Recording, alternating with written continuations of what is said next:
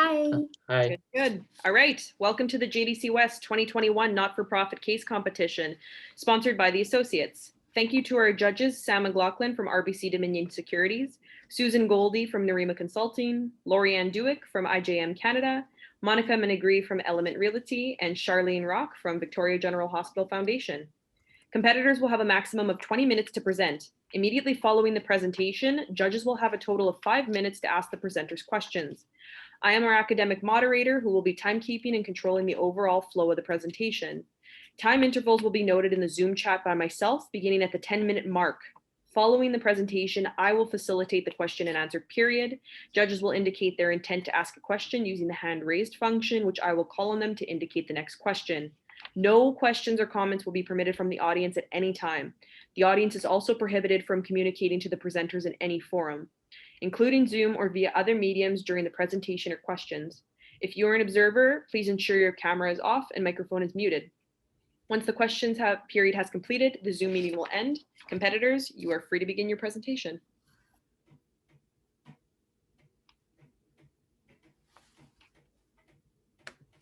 "40 million people around the world are currently stuck in environments where they have no access to food or water and are being forced under their will to work tireless hours.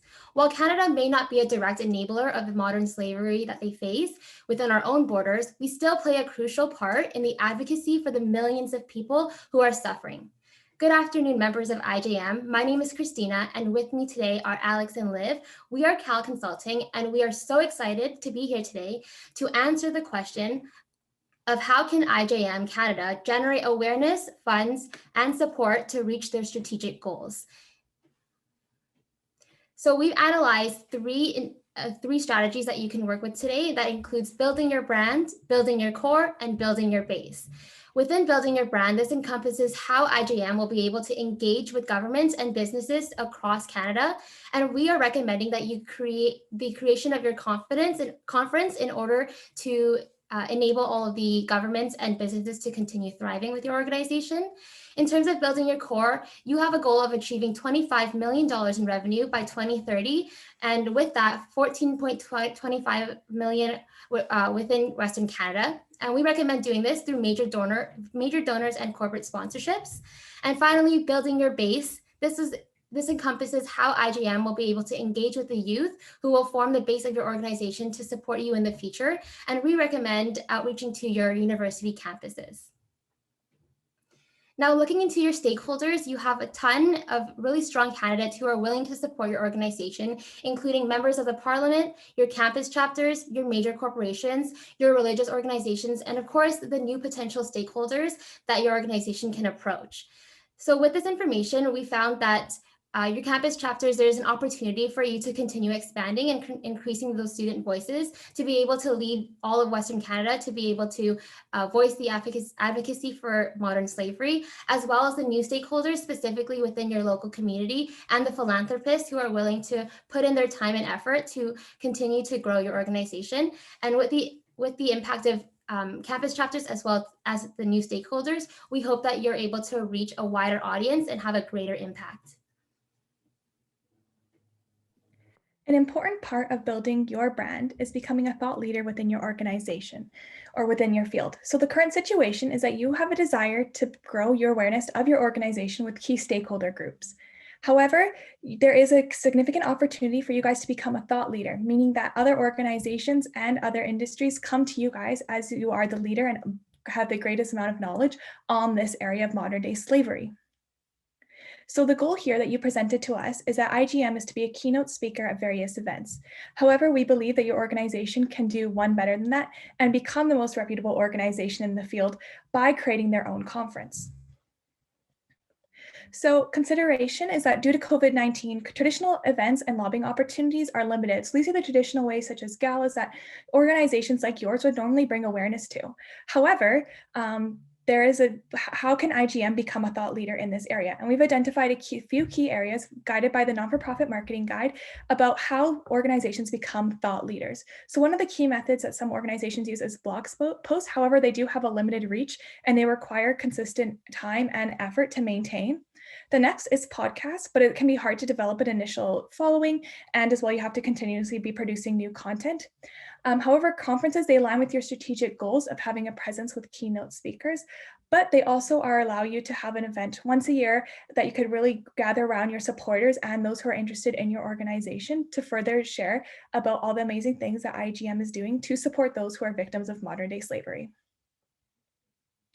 So the power of conferences is quite strong. So one of the main things about conferences is that it adds the opportunity to build awareness to a broad audience. So this is not limited to a certain audience who needs to have a certain academic level or be in a certain profession, but it can really be open to anyone. As well, you're able to have high profile speakers and innovative discussions, which can help you build credibility about your organization and the impact that you're doing, as well as allows you to connect with corporate organizations who can sponsor and support the event, and that can help you develop and build relationships that will further support IGM in the future. So our recommendation here is the creation of your own event. The IGM Slavery is Still Alive conference, which is going to bring awareness of the fact that modern day slavery is still alive and well, and that people in Canada, there are things that people in Canada can do to reduce the implications of modern day slavery. So the three key pillars here is curation of a strong audience to your event, to build relationship with corporations and philanthropists to be speakers, and a partnership with Traction Gather, which is an event hosting platform. And the impact here is to reach 10,000 people through this conference.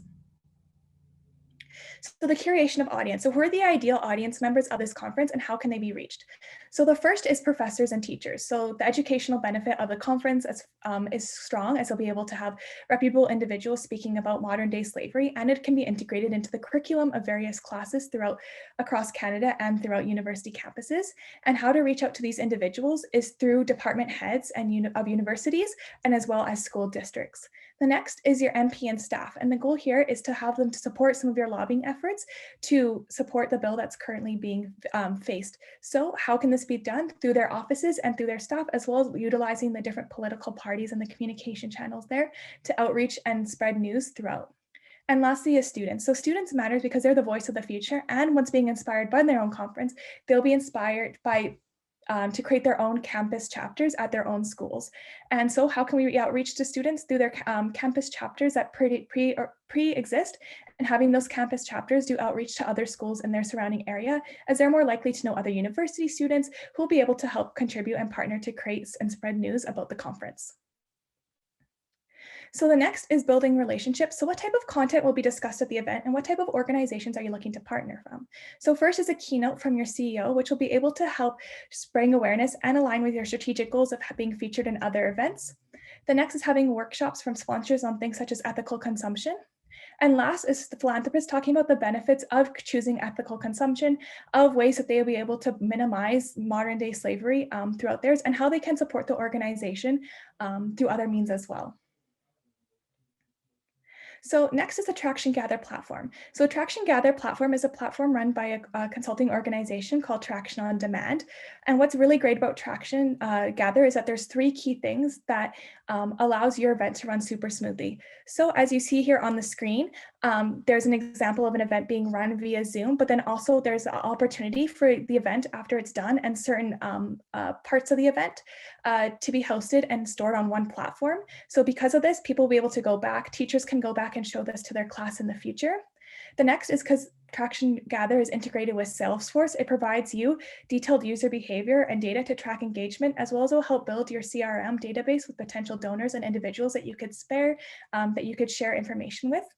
And next is security, is that the right users will have access through this because Salesforce platform is one of the most secure out there. So now how will this be implemented? So the first, for the audience section, it'll be done by your outreach team, and the estimated timeframe would be done 4 months before the event. And the details here are to reach out and encourage ticket sales and having the campus chapters properly trained so they're able to reach out and conduct these sales. And the goal here is 10,000 sales.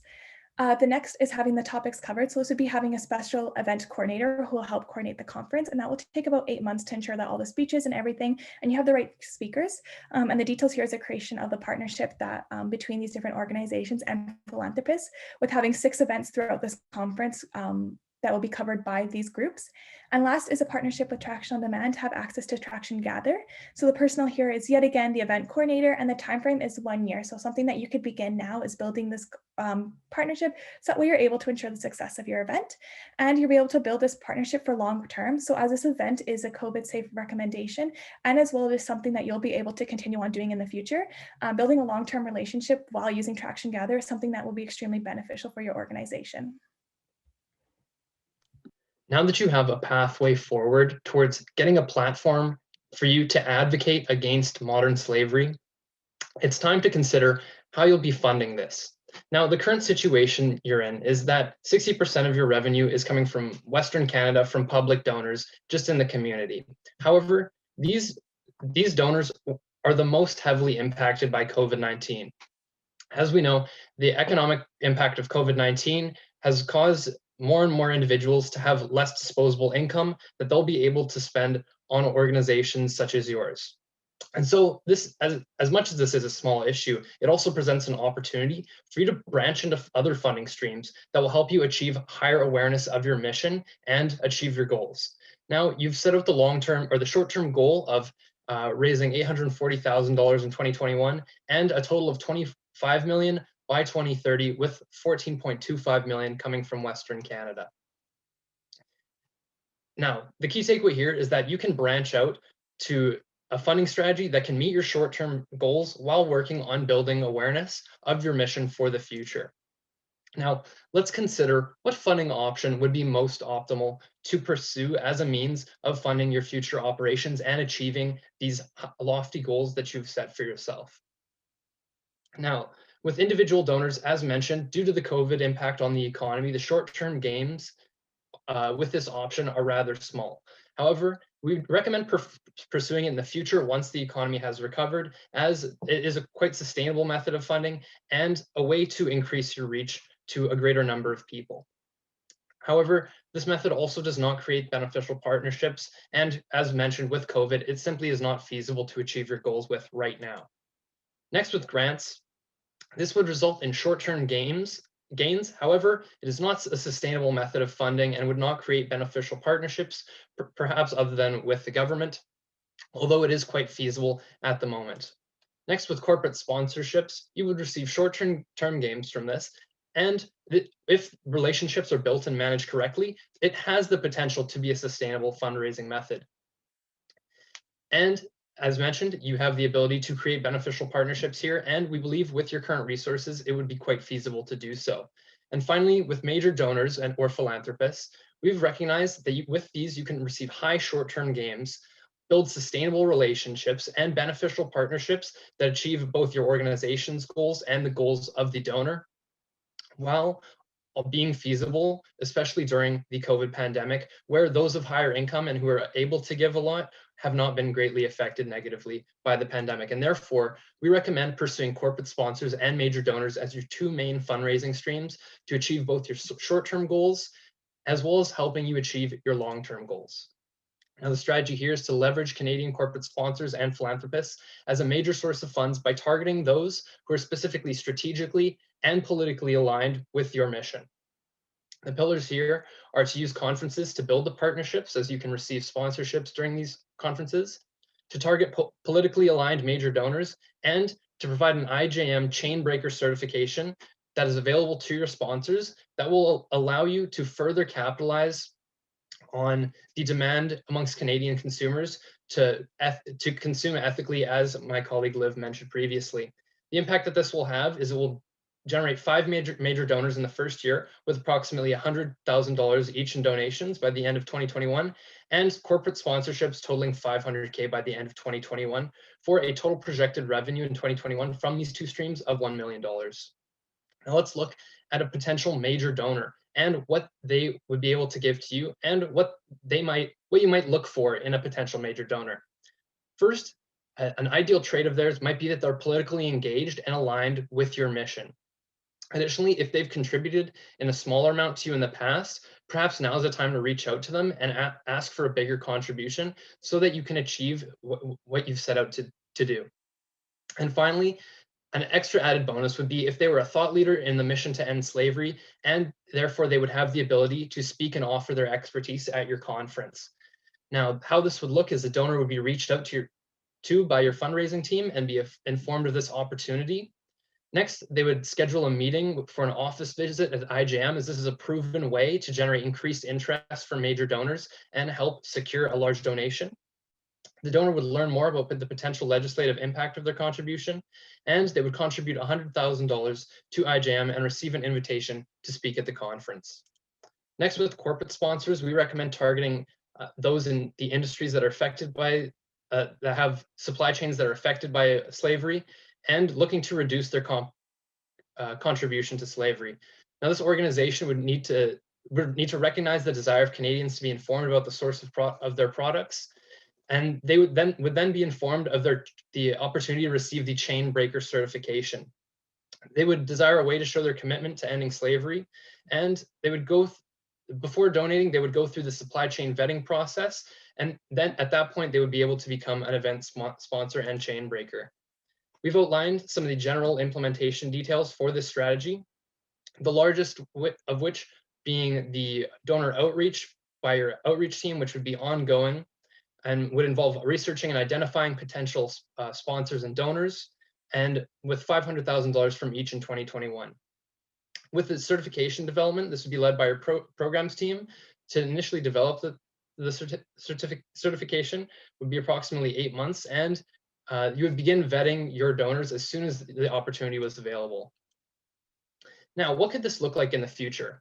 Well, as we've seen with certification programs such as the Rainforest Alliance, this is something that truly works and provides brand name recognition to both your organization and to the cause. And so you have a potential to build upon this certification program to develop worldwide recognition and authority and leverage philanthropists as a means of pressuring legislative change. This would provide a mutual benefit to you and your sponsors while increasing your position as a thought leader in this industry. So now that we've recommended ways to build your brand and build your core, it's time to look into building your base.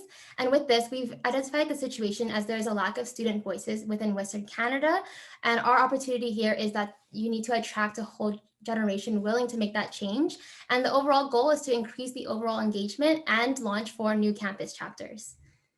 So looking into targeting Generation Z, we call them Philanthrokids because 60% of them want their work to make a difference, as well as 76% of them are worried about the planet. So they are willing to make that change and put in that effort. Implication here is that they're motivated and willing to support nonprofits and drive that social impact. The question now is, how will IJM be able to attract these Philanthrokids? So looking into a target target student here, his name is Ryan. He's a second-year student at the University of Alberta. He's a member of a student union and he plays recreational basketball on the side. The strategy is to, one, make sure that your marketing is personal so that it feels like he's actually being connected, utilizing social media in a wise way that's effective and communicative, and finally, continuously following up to ensure that he is engaged throughout the process. So currently you are operating in these 4 universities, and what's working for you is that you have motivated and engaging students, strong panel discussions, and a continuous need for expansion. So looking into what's next, it's your ability to strengthen those student voices in the rest of the Canadian provinces of Saskatchewan, Manitoba, BC, and Alberta. So looking over our recommendation here for you today is the strategy of connecting with prospecting university students who are looking to make that change. The pillars are going to be, first, reaching out to universities for new campus chapters. Secondly, a local community Instagram takeover. And finally, a communication campaign to call and write to federal MPs. And the impact here is to be able to attract and retain youth who will raise awareness for modern slavery and make a change with the federal government. Starting off with the university outreach, there are 4 steps here, but essentially the goal is to ensure that your IJM member is able to continuously support the students who need it and answer those questions whenever needed. And with this, you'll be able to not only utilize the success stories of previous campus chapters to strengthen your campaign, but also just ensure that you're targeting a new demographic. Secondly, with an Instagram takeover, we recommend using Instagram because there's just a less resistance to it compared to Facebook, as mentioned through Hootsuite. And we recommend collaborating with local communities to be able to do community account takeovers, where you'll be able to reach a wider demographic and to be able to attract more people to continue advocating for your cause. And when to use these Instagram takeovers: one is for the initial outreach of your university students, and two is to promote your big events like your conference. And finally, the communication campaign. This one is essentially for those who you currently already have, who are highly motivated and want to make that change. The two ways they can help is to reach out to the federal government, similar to how your faith communications have done it. Your faith organizations have done, where you can create easy email templates where they can share to their friends to be able to reach out. A brief timeline of what this will look like includes some of the key milestones of launching your conference, achieving the $1 million donation from both your corporate sponsors and major donors, and finally, having the 4 chapters opened up by the middle of 2021.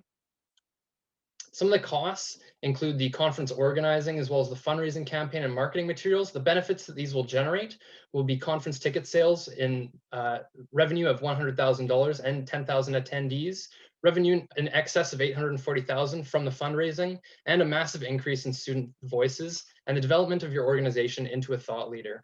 As we mentioned here, the KPIs with the 10,000 ticket sales, $500,000 worth of Philanthrokids donations, and the 4 new university chapters in Western Canada. We've identified some risks and mitigations here. And overall, we believe that with these recommendations of building your brand, your core, and your base, you'll be able to— Thank you. That concludes the presentation. We will now begin the question and answer period. Judges, please use the hand raise function if you have any questions for the delegates. Sam, you may start. Yeah, I was hoping you'd just go back to your risks really quickly and spend a second on that. Sure, I can walk you through these. So the first risk that we identified is that the certification to the organization is viewed as a pay-to-play. However, this is according to, we believe that we could develop it to the iOS and IEC regulation, which standardizes the process certification. The next is the fatigue of online conferences and events during COVID-19. However, the mitigation here is to delay the conference if interest goal is not reached. And the third risk that we identified is lost engagement from university and chapters, but we believe that this could be mitigated through follows up and impact reports provided to chapters. Thank you.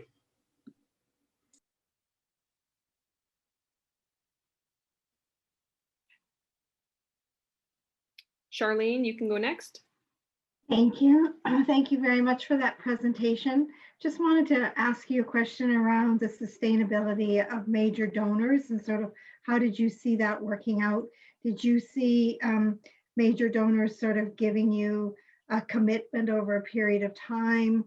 Oftentimes, major donors, they're one-time gifts, they're large in amount, but not necessarily always repetitive. So I just wanted to get a sense of what your strategy for sustainability in that regard is. Thank you for the question. So the strategy here for sustainability is twofold. Primarily, it would be the fact that we would be able to, you would be able to target a variety of major donors. And so there's, you'd be able to look for donations from several and expand your relationship with these major donors. And through that relationship expansion, that would bring you to the potential for more donations later down the road, or contributions that are not simply monetary. So the use of their influence for political gains, such as enacting legislation. Great, thank you. All right, Lorianne.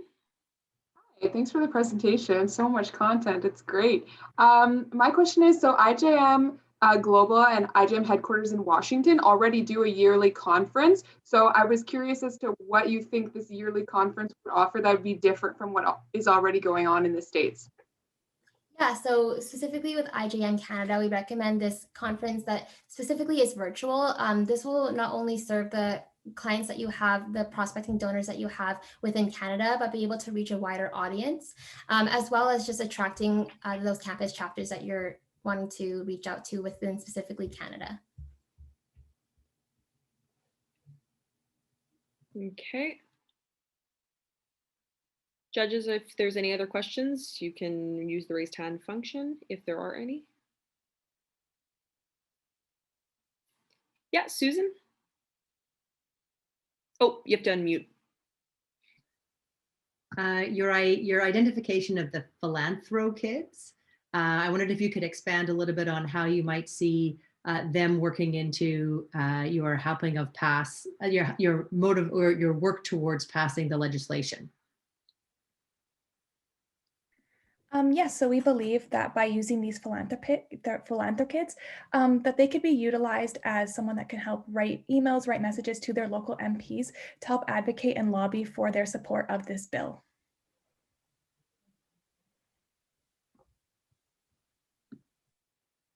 Okay. If there's one more quick question, we have time for it. Can I jump in with a question? For sure, yeah. So the Raintree Alliance that you referenced as a kind of an example of how you could form.